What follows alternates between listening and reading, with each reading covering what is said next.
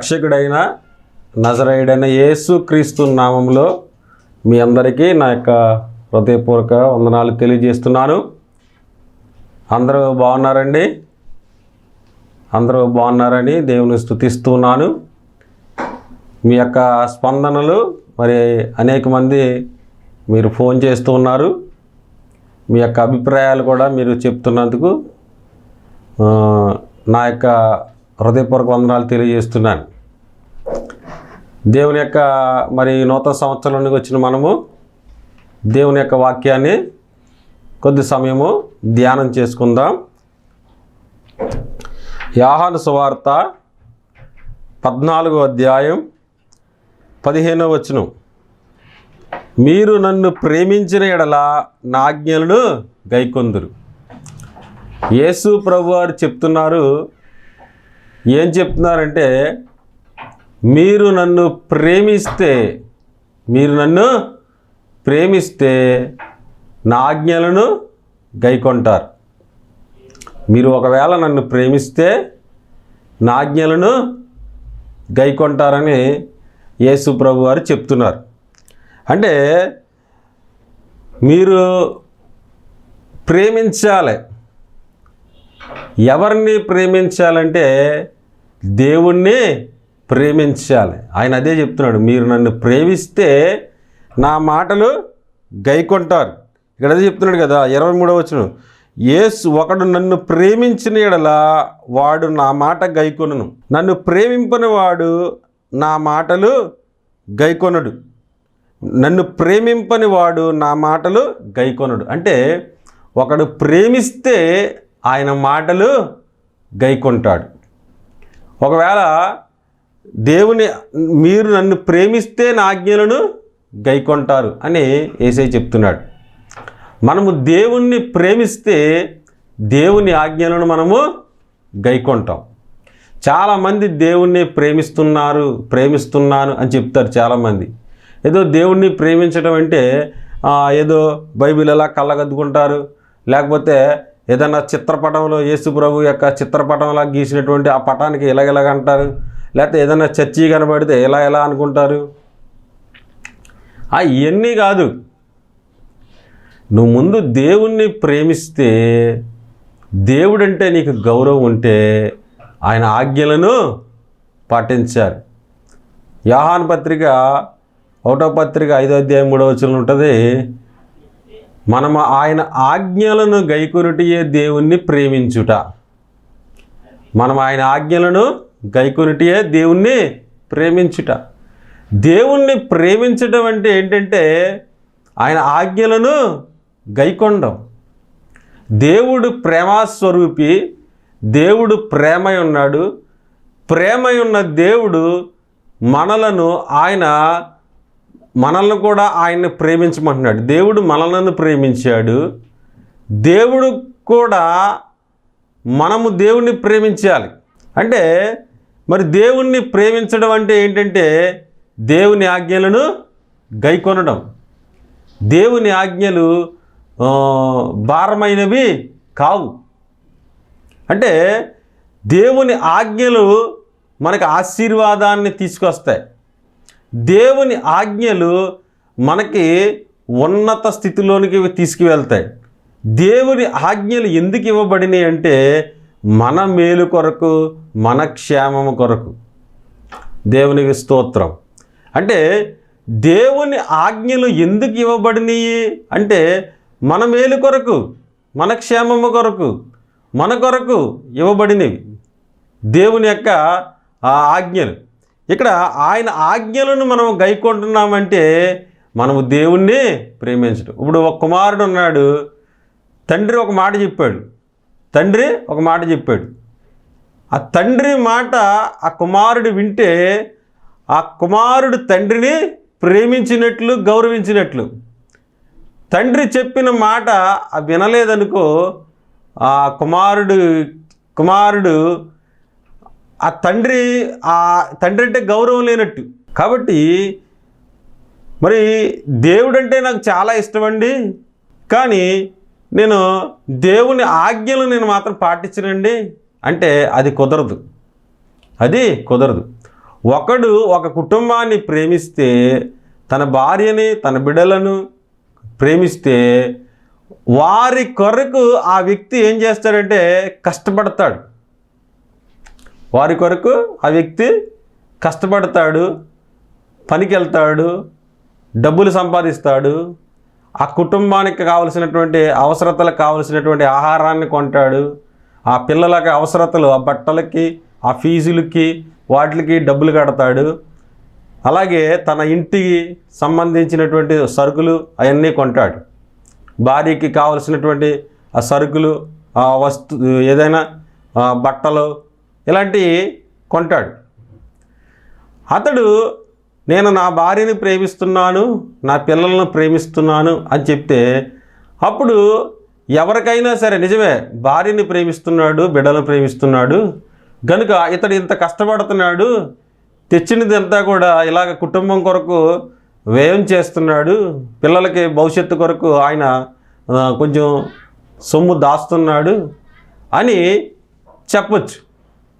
కానీ అతడు తన ఇష్టానుసారంగా జీవిస్తూ ఒక త్రాగుబోతుగాను, లేకపోతే ఒక తిరుగుబోతుగాను, ఒక జూతగాడిగాను, ఇలాక బానిసలుగా అయిపోయి ఇష్టం వచ్చినట్టు జీవించి భార్యని పట్టించుకోకుండా, పిల్లలకి సరైనటువంటి చదువు చెప్పించకుండా, సరైనటువంటి వస్త్రాలు లేకుండా, సరైన ఆరోగ్యం అనేది వాళ్ళకి అనారోగ్య సమస్యలు వచ్చినప్పుడు వాళ్ళకి సరైన డాక్టర్ దగ్గరికి తీసుకెళ్లకుండా, ఏమీ తీసుకెళ్లకుండా, ఏమీ పట్టించుకోకుండా, వారి భవిష్యత్తు కొరకు, పిల్లల భవిష్యత్తు కొరకు పాటుపడకుండా, నా పిల్లలంటే నాకు చాలా ఇష్టము, నా భార్య అంటే చాలా ఇష్టము, నా కుటుంబం అంటే చాలా ఇష్టము అంటే ఇష్టము ఇష్టమైన బట్టు ఇష్టమని చెప్పడం కాదు, మాటతో చెప్పడం కాదు, క్రియలు ఎలా ఉన్నాయి? క్రియ అనేది ఇష్టం లేనట్టుగా ఉంది. అంటే తన స్వార్థం కొరకు తను బతుకుతున్నట్టుంది కానీ భార్య కొరకు, పిల్లల కొరకు, వారి భవిష్యత్తు కొరకు ఏమీ చేసేదిగా లేదు. మరి ప్రేమ అంటే ఏంటంటే దేవుణ్ణి ప్రేమిస్తున్నామంటే ఆ దేవునికి ఇష్టమైనటువంటి కార్యాలు మనము చేయాలి, దేవుని ఆజ్ఞలు మనము పాటించాలి. దేవుని ఆజ్ఞలు పాటించకుండా నేను దేవుణ్ణి ప్రేమిస్తున్నాను అని చెప్పడం అనేది అది కరెక్ట్ కాదు. నోటితో మనం ప్రేమిస్తున్నట్టే చెప్తాం కానీ మన క్రియలు ఆయన ప్రేమించినట్టయి ఉంటాయి. కాబట్టి మనము క్రియల వలన మన క్రియ ఎలా ఉండాలంటే, మన పని ఎలాగ ఉండాలంటే దేవుణ్ణి ప్రేమిస్తున్నాడు నిజంగా అని చూసినటువంటి ప్రజలు అనుకోవాలి, చూస్తున్నటువంటి దేవుడు అనుకోవాలి.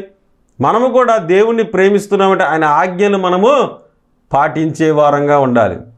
పాటించకుండా ఉంటే అది అంత మంచిది కాదన్నమాట. పాటించకుండా నేను పాటిస్తూ ఉంటేనే దేవుణ్ణి ప్రేమిస్తున్నాను అని చెప్పడానికి అవకాశం ఉంటుంది. పాటించకుండా నేను దేవుణ్ణి ప్రేమిస్తున్నాను అని చెప్పడం అనేది అంత మంచిది కాదంటే ప్రేమించేవాడు ఏం చేస్తాడు? ఇక్కడ యేసుప్రభు అంటున్నాడు, మీరు నన్ను ప్రేమించిన ఎడల నా మాట గైకొనును. నన్ను ప్రేమించేవాడు నా ఆజ్ఞలు గైకొనును. చూడండి, ప్రేమిస్తే దేవుణ్ణి నువ్వు ప్రేమిస్తే దేవుని వాక్యానుసారంగా నువ్వు జీవించుతావు. నువ్వు దేవుణ్ణి ప్రేమిస్తే నువ్వు వాక్య ప్రకారం నువ్వు జీవిస్తావు. నువ్వు ప్రేమించకపోతే నువ్వు వాక్య ప్రకారము నువ్వు జీవించవు. మాటతో చెప్పడం కాదు, క్రియతో నువ్వు దేవుణ్ణి ప్రేమిస్తున్నావని నీ క్రియలే కనబడతాయి. కాబట్టి ఈ రోజున మన క్రియ ఎలా ఉంది? దేవుణ్ణి ప్రేమించేలా ఉందా? చాలామంది ప్రార్థన చేయరు, దేవునితో ఒక మంచి సంబంధాన్ని వారు ఏర్పరచుకోరు. ఉదయకాలం ప్రార్థన చేయరు, లేకపోతే వాళ్ళకి సమయం ఉన్నప్పుడు కూడా ప్రార్థన చేయరు, లేకపోతే వాళ్ళు కనీసం భోజనం చేసేటప్పుడు ప్రార్థన చేయరు. దేనికి ప్రార్థన చేయరు? దేవుని మీద ఆధారపడరు, దేవుని యొక్క శరణు కోరుకోరు. వాళ్ళు దేవుడు అంటే నాకు ఇష్టమండి అంటారు. మరి దేవుడు అంటే నీకు ఇష్టమైనప్పుడు దేవునితో సమయాన్ని గడపాలి. దేవుడు అంటే నాకు చాలా ఇష్టం అంటారు కానీ దేవునికి ప్రార్థన చేయరు. ప్రార్థన చేయకుండా వారు ఆహారం తినేస్తూ ఉంటారు చాలామంది. ప్రార్థనకు కృతజ్ఞత లేకుండా వారు జీవిస్తారు చాలామంది. దేవునికి ప్రార్థన చేయకుండా వారు ఉదయాన్నే వారి సమయాన్నే వారి దినాన్ని ప్రారంభించేస్తారు చాలామంది. కానీ దేవుడు అంటే మాకు చాలా ఇష్టమండి అంటారు. మరి దేవుడు అంటే ఇష్టమైనప్పుడు దేవుడికి ప్రార్థన చేయాలి కదా, ప్రార్థన చేయరు. చాలామంది వాక్యము చదవరు. దేవుడు అంటే మాకు ఇష్టమండి కానీ వాక్యం చదవరు. అంటే సమయం లేదు, ఆ పని ఉంది, ఈ లోక పనులన్నిటికీ సమయం ఉంది. ఈ లోక పనులన్నిటికీ నీకు సమయం ఉంది, అన్నిటికీ సమయం ఉంది. కానీ దేవుని వాక్యం చదవడానికి సమయము లేదు.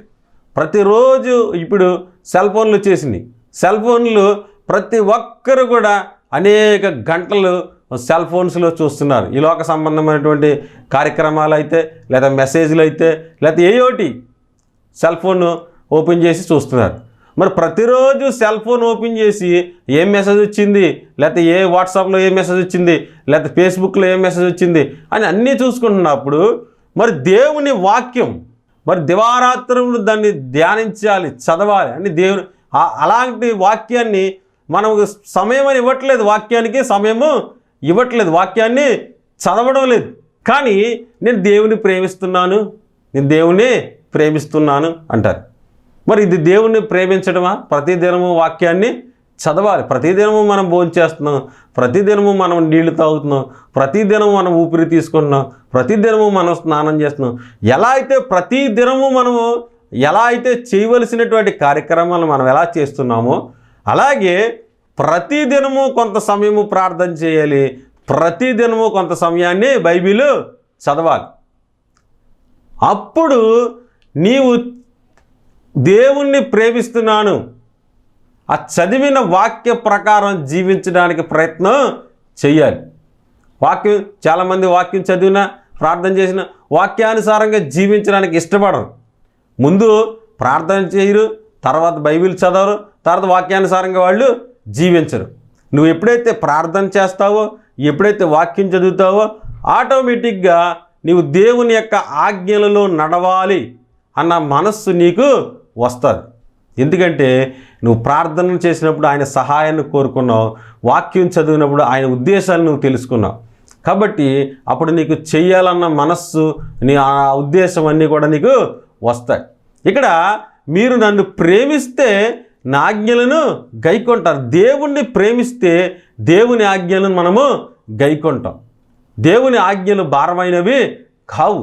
కనుక మనము దేవుణ్ణి ప్రేమించే హృదయాలు మనకు ఉండాలి. ఇప్పుడు కూడా దేవుణ్ణి ప్రేమించే హృదయాలు మనకే ఉండాలి. దేవుణ్ణి ప్రేమించడం అంటే ఏంటంటే ఆయన ఆజ్ఞలను గైకొనడం. ఎప్పుడైతే మనం ఆయన ఆజ్ఞలను గైకొంటామో మన జీవితాలు ఆశీర్వాదకరంగా ఉంటాయి. మన జీవితాలు ఎప్పుడైతే దేవుణ్ణి ప్రేమిస్తామో మన జీవితాలు ఆశీర్వాదకరంగా ఉంటాయి. ఆశీర్వాదకరంగా మనం ఉండాలంటే దేవుని ఆజ్ఞలు మనము పాటించాలి. దేవుని ఆజ్ఞలు మనము పాటించినప్పుడే దేవుణ్ణి నేను ప్రేమిస్తున్నాను, దేవుడు అంటే నాకు చాలా ఇష్టం, అందుకే నేను బైబిల్ చదువుతున్నాను, అందుకే నేను ప్రార్థన చేస్తున్నాను, అందుకే దేవుని బట్టి నేను అందరినీ ప్రేమిస్తున్నాను, దేవుని వాక్యానికి భయపడుతున్నాను, అందుకే నేను పరిశుద్ధ జీవితాన్ని జీవిస్తున్నాను అని చెప్పగలుగుతాం. కాబట్టి మనము దేవుణ్ణి ప్రేమించాలి. యేసుప్రభువు అంటున్నారు, నన్ను ప్రేమిస్తే నా ఆజ్ఞలు గైకొంటారు, నన్ను ప్రేమిస్తే నా మాటలు గైకొంటారు. కాబట్టి దేవుణ్ణి ప్రేమించే మనస్సు మనకు ఉండాలి, దేవుణ్ణి ప్రేమించే మన హృదయం మనకే ఉండాలి.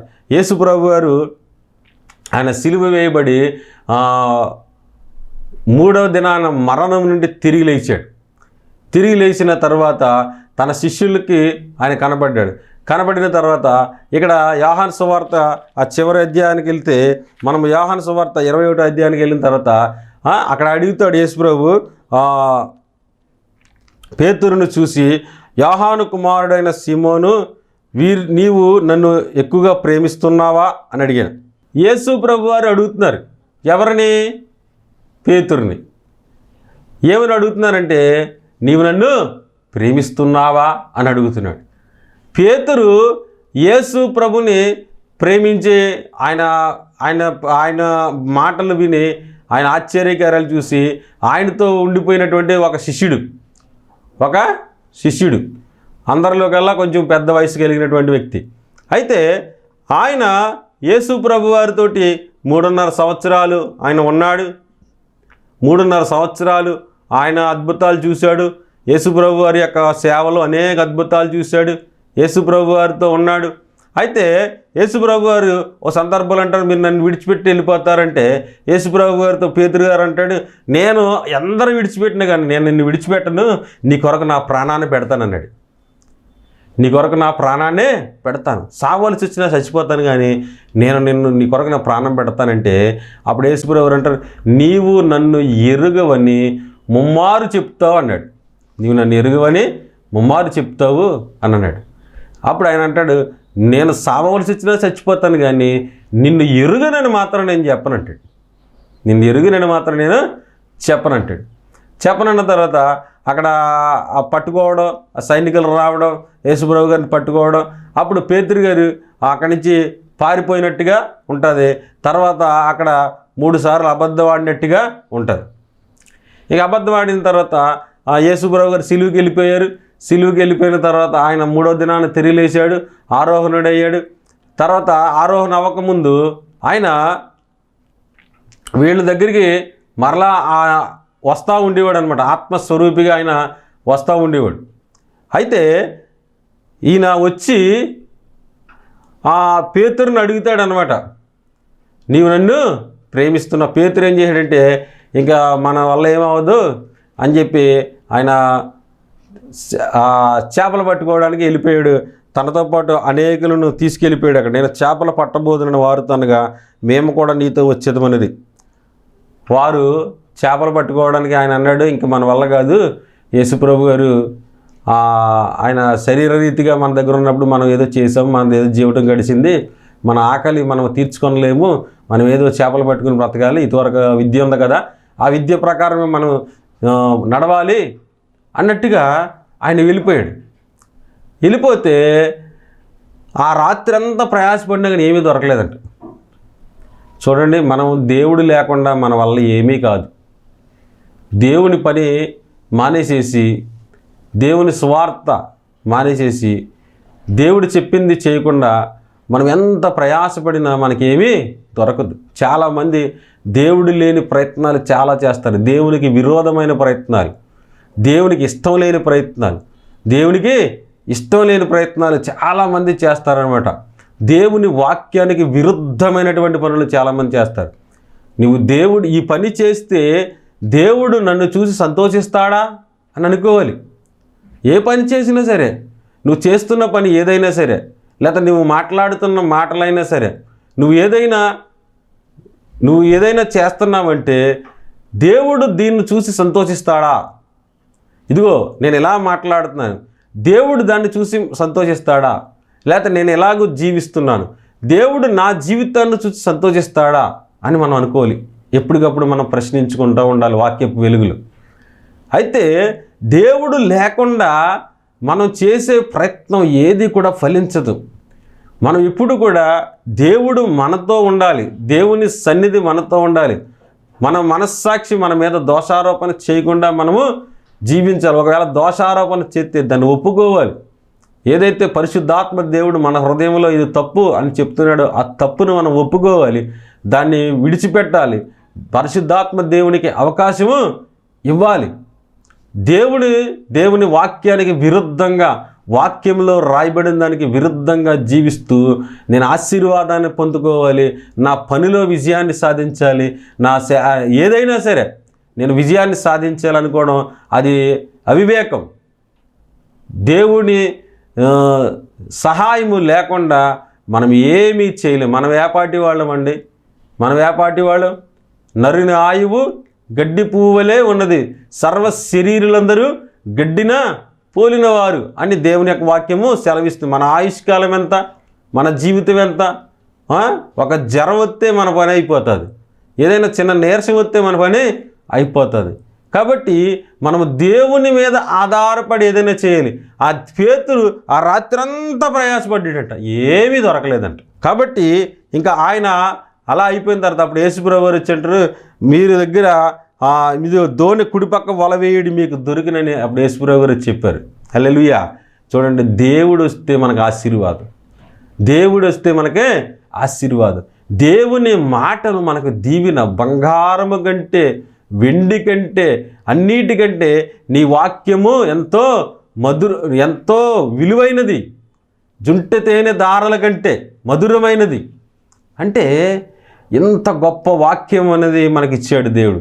ఇక్కడ దేవుడు ఎప్పుడైతే కుడిపక్క వలవేమన్నాడు, అక్కడ బోల్డ్ చేపలు దొరికింది. దేవుడు లేకుండా మనం చేసే ప్రయత్నాలు అవి ఫలించవు. దేవుని మాటలో శక్తి ఉంది. దేవుని మాటే దేవుని శక్తి. కాబట్టి ఆ మాటలో శక్తి ఉంది. కాబట్టి దేవుని మాటల ప్రకారం అక్కడ ఆ యేసుప్రభు అక్కడ వాడికి ఎదురుకుండా ఉన్నాడు. మనకి యేసుప్రభు ఇప్పుడు మనకి ఎలా కనపడుతున్నాడు? వాక్య రూపంలో కనపడుతున్నాడు. మనకి వాక్యం చదివినప్పుడు ఆయన మనస్సు కనపడుతుంది, వాక్యం చదివినప్పుడు ఆయన ఉద్దేశం కనపడుతుంది, వాక్యం చదివినప్పుడు ఆయన యొక్క ఆ ప్రేమ, ఆ యథార్థత, ఆ పరిశుద్ధత అనేది మనకు కనపడుతూ ఉంటుంది. కాబట్టి వాక్యం మనం చదివినప్పుడు మనకు అర్థం అవ్వాలి ఆయన హృదయం. ఇక్కడ ఆయన వేయమన్నప్పుడు వేసినప్పుడు వాళ్ళకి అద్భుతం జరిగింది. మనము కూడా వాక్యములో నుంచి మనం ఎప్పుడైతే ఆయన చెప్పినట్లుగా మనం చేస్తామో అప్పుడు మనకు అద్భుతం జరుగుతుంది. అంతేగాని ఆయన చెప్పినట్లుగా చేయకపోతే మనకు అద్భుతం జరగదు. వాక్య ప్రకారము వెళ్తేనే మనకే అద్భుతాలు జరుగుతాయి. కాబట్టి వాక్య ప్రకారము జీవించకుండా ఒక అద్భుతం కావాలి అంటే అద్భుతం జరగదు. ఇక్కడ అద్భుతం జరిగింది. ఆ చేపలు పట్టారు. ఆ చేపలు పట్టి దరికి తెచ్చిన తర్వాత అక్కడ యేసు ప్రభు వారు పేతురుని అడుగుతున్నాడు అనమాట. ఏంటంటే, నువ్వు నన్ను ప్రేమిస్తున్నావా అని. నువ్వు నన్ను ప్రేమిస్తే ఏం చేస్తావంటే నా ఆజ్ఞలను గైకొంటావు. పేతురుని అది అడుగుతున్నాడు, నీవు నన్ను ప్రేమిస్తున్నావా అని అడిగాడు. ప్రేమిస్తే నువ్వేం చేస్తావంటే నా ఆజ్ఞలు గైకొంటావు, నా ఆజ్ఞలు గైకొంటావు. నీకు పేతురు, నీవు నన్ను ప్రేమిస్తే ఇలాగూ మళ్ళీ చేపలు పట్టుకోవడానికి దానికి నువ్వు వెళ్ళవు, కానీ నువ్వు నన్ను ప్రేమిస్తే నా స్వార్థ పనిలో, స్వార్థ చెప్పడంలో, దేవుని సన్నిధిలో ప్రార్థన చేయడంలో నీవు చేస్తావు అని చెప్పాడు. అంటే నువ్వు నన్ను ప్రేమిస్తున్నావా? పేతురుని పిలిచినప్పుడే దేవుడు చెప్పాడు, నువ్వు కేఫా అనబడదువు, నీవు కేఫా అనబడదువు అంటాడు. అంటే నువ్వు గొప్ప వ్యక్తివి. అంటే పేతురుతో ఆయన చెప్పాడు, ఎన్నో గొప్ప మాటలు పేతురుతో చెప్పాడు. మరి ఆ మాటలన్నీ నువ్వు నెరవేర్చాలి. ఆ మాటలన్నీ నువ్వు ఒక సంఘానికి ఒక మూల రాయితీగా నువ్వు ఉండాలి. అటువంటి వ్యక్తివి దేవుని పని వదిలేసేసి నువ్వేం చేస్తున్నావంటే చేపలు పట్టుకోవడానికి నువ్వు వెళ్తున్నావు. అందుకనే అంటున్నాడు, నీవు నన్ను ప్రేమిస్తున్నావా అని 3 సార్లు అడిగాడు. 3 సార్లు అడిగాడు. ఎందుకంటే పేతురు 3 సార్లు అబద్ధం ఆడాడు కదా, అందుకని 3 సార్లు ఒప్పింపజేశాడు అనమాట దేవుడు. పేతురుని ఒప్పింపజేసాడు. అంటే నువ్వు నన్ను ప్రేమిస్తున్నావా? ఇక్కడ మనం చూసుకున్న వాక్యం, మీరు నన్ను ప్రేమించిన ఎడల నా ఆజ్ఞలను గైకొంటారు. మీరు ప్రేమిస్తే మీరేం చేస్తారు? నా ఆజ్ఞలను గైకొంటారు. మీరు ప్రేమించకపోతే ఆజ్ఞలను గైకొనరు. అంతే. మనం ఇందులో పెద్దదేమి మనం చూడవసరం లేదు. సింపుల్గా అర్థమైపోతుంది. మనకు అర్థమవకుండా ఏమీ లేదు. నువ్వు దేవుణ్ణి ప్రేమిస్తే దేవుని వాక్య ప్రకారం నువ్వు జీవిస్తావు. దేవుని వాక్య ప్రకారం నువ్వు జీవిస్తున్నావు అంటే అర్థం ఏంటంటే నువ్వు దేవుణ్ణి ప్రేమిస్తున్నట్టు. నువ్వు దేవుణ్ణి ప్రేమించట్లేదు అంటే అర్థం ఏంటంటే నువ్వు వాక్య ప్రకారం నువ్వు జీవించవు. నువ్వు ఇష్టానుసారమైన జీవితాన్ని నువ్వు ఇష్టానుసారమైన జీవితాన్ని జీవిస్తూ నేను దేవుణ్ణి ప్రేమిస్తున్నాను అని చెప్పడం అనేది హాస్యాస్పదంగా ఉంటుంది. కాబట్టి మనం దేవుణ్ణి ప్రేమించే మనస్సులో మనం కలిగి ఉన్నాం. ఆ తర్వాత పేతురు దేవుణ్ణి ప్రేమించాడు. తర్వాత వెళ్ళి దేవుని మందిరంలో అక్కడ అపొస్తలుల కార్యాల ప్రారంభంలో ఉంటుంది, ఆయన దేవాలయంలోకి వెళ్ళి ఆయన ప్రార్థనలో గడిపాడు. తర్వాత స్వార్థ సేవ చేశాడు. అనేక వేల మందికి ఆయన రక్షించాడు. సంఘాన్ని ఆయన ప్రారంభించినట్టుగా అక్కడ సంఘం ప్రారంభించబడినట్టుగా కనబడుతుంది. తర్వాత అనేక అద్భుతాలు ఆయన ద్వారా జరిగినాయి. పేతురు వచ్చిచుండగా పేతురు నీడ పడవలనని జనులు ఎదురు చూశారు. ఎంత గొప్ప వ్యక్తిగా ఆయన మారిపోయాడు చూడండి. ఒక సామాన్యమైనటువంటి వ్యక్తి ఒక సెలబ్రిటీగా ఆయన మారిపోయాడు. దేవుణ్ణి ప్రేమిస్తే అలాగూ మార్చబడతారు ఎవరైనా సరే. దేవుణ్ణి ప్రేమించే వారికి అనగా రోమాపత్రిక 8వ అధ్యాయం ఉంటుంది కదా, దేవుణ్ణి ప్రేమించే వారికి అనగా ఆయన సంకల్పం చెప్పిన పిలువబడిన వారికి మేలు కలుగొట్టుకే సమస్తము సమకూర్చబడి జరుగుతుంది. నువ్వు దేవుణ్ణి ప్రేమిస్తే దేవుడు నీకు మేలు చేస్తాడు. దేవుణ్ణి ప్రేమిస్తే దేవుడు నీకు సహాయము చేస్తాడు. ప్రభువును ప్రేమింపని వాడు శాపగ్రస్తుడు అని దేవుని యొక్క వాక్యం సెలవిస్తుంది. కాబట్టి దేవుణ్ణి ప్రేమిద్దాం. ఈ రోజు నుంచి, ఈ క్షణం నుంచి, ఈ నూతన సంవత్సరంలోనికి మనల్ని దేవుడు ప్రవేశపెట్టాడు. ఈ ప్రవేశపెట్టినటువంటి నూతన సంవత్సరంలో నుంచి మనం దేవుణ్ణి ప్రేమిద్దాం. దేవుణ్ణి మనము ఎవరు ఏమనుకున్నా పర్లేదు, నా దేవుడు ఏమనుకుంటున్నాడు, నన్ను చూసి నా దేవుడు ఎలాగ చూస్తున్నాడు, నా దేవుని సంతోషపెడతాను, నా దేవుని వాక్యాన్ని నేను గైకొంటాను. ఈ 100 మంది బాధపడినా పర్వాలేదు కానీ నా దేవుడిని నేను సంతోషపెడతాను అన్న హృదయాన్ని మనం కలిగి ఉండాలి. ఎప్పుడు కూడా దేవుణ్ణి సంతోషపెట్టే మనసు, దేవుని మాటలు గైకొనాలి. దేవుని యొక్క మాటలలో సత్యం ఉంది, జీవం ఉంది. కాబట్టి ఆయనను ప్రేమిద్దాం, ఆయన ఆజ్ఞలను గైకొందాం, ఆయన మాటలను గౌరవిద్దాం. కాబట్టి ప్రతి ఒక్కరు కూడా ఈ నూతన సంవత్సరంలోనికి ప్రవేశించిన ప్రతి వారు కూడా, ప్రభువా నేను ఇదివరకు జీవించిన జీవితం కాదు, ఇక నుండి నేను నిన్ను ప్రేమిస్తాను నాయన, ఇక నుంచి నీ వాక్యం చదువుతాను, ఇక నుంచి ప్రార్థన చేస్తాను, ఇతరులకి మాదిరిగా ఒక సాక్షిగా నేను జీవిస్తాను నాయన అని నిర్ణయం తీసుకుందాం. అలాంటి నిర్ణయం తీసుకున్నట్లయితే దేవుడు మనకు మేలు చేస్తాడు, సహాయం చేస్తాడు, ఆరోగ్యాన్ని ఇస్తాడు, ఆయుష్ని ఇస్తాడు. మనకు అవసరతలకు కావాల్సిన ప్రతి అవసరత దేవుడు తీరుస్తాడు. అంతేకాదు ఈ భూమిని విడిచిన తర్వాత ఆ నిత్య రాజ్యమైన పరలోక రాజ్యంలో మనల్ని చేర్చుకుంటాడు. అక్కడ మనకి అన్ని విధాలుగా ఆయన సహాయము ఈ భూలోకంలోనూ పరలోకంలో కూడా సహాయము ఉంటుంది నువ్వు దేవుని ప్రేమిస్తే. దేవుణ్ణి ప్రేమించకపోతే ఈ లోకాన్ని సరిగ్గా నువ్వు పాడు చేసుకున్నట్లే ఉంటుంది. నీకు పరలోకం అనేది ఇంకా వాటి మీద ఇంకా ఆశ పెట్టుకోవాల్సినది ఏమి కూడా ఉండదు. కాబట్టి నువ్వు దేవుణ్ణి ప్రేమించి నిజమైనటువంటి విశ్వాసముతోటి, పరిశుద్ధతతోటి, ప్రేమతోటి జీవిద్దాం. దేవుడి మాటలు దీవించునుగాక. ఆమేన్. చిన్న ప్రార్థన చేద్దాం. అందరూ కళ్ళు మూసుకున్నట్లయితే చిన్న ప్రార్థన చేద్దాం. పరిశుద్ధుడు అని మా తండ్రి, కృపగలిగిన యేసయ్యా స్తోత్రాలు, నేను స్తుతిస్తున్నాం. దేవుణ్ణి ప్రేమించాలి, మీరు నన్ను ప్రేమించిన ఎడల ఆజ్ఞలు గైకొందురు అని నీ వాక్యం సెలవిచ్చినట్టు మరి ఆ వాక్యాన్ని ధ్యానం చేసాం. ఈ కార్యక్రమాలు చూస్తున్న ప్రతి ఒక్కరిని దీవించండి, మరి ఆశీర్వదించండి. ప్రభువా నిన్ను ప్రేమించే హృదయాలు దయచేయమని, ప్రతి వారిని దీవించమని యేసు నామమున ప్రార్థన చేస్తున్నాం పరమ తండ్రి. ఆమెన్. ఆమెన్. అందరికీ వందనాలండి.